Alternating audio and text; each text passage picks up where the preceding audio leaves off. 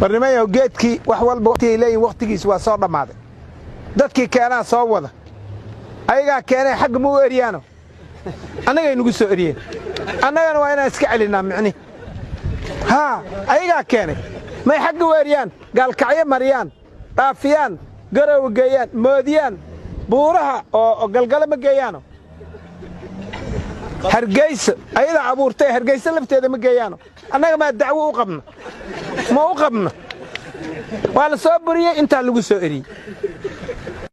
annaga hal shay oo dhibaato dalkan u keenay oo digili mirifle ay keeneen ma jirto burbura dhacay qabiila la isugu duulay ayaga lay waday daldada lagu duulay ayaga lay keeneen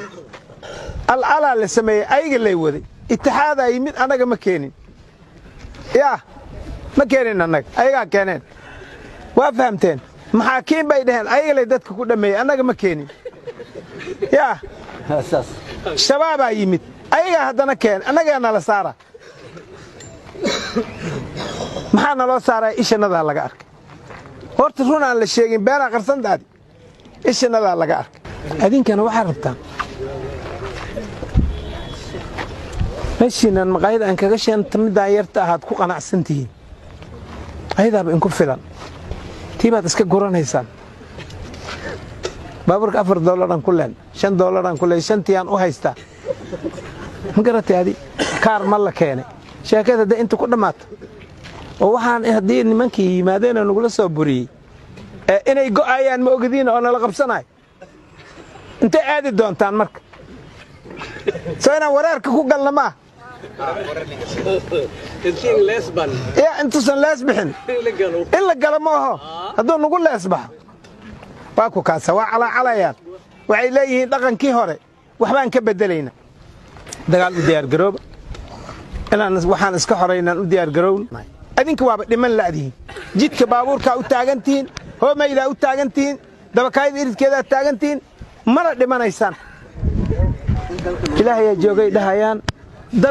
dad waxooda cuno oo fakada gacanta dhig wariya khaaya waa ku aqaan booliisa tahay dhig ay dhig way sogni ay dhig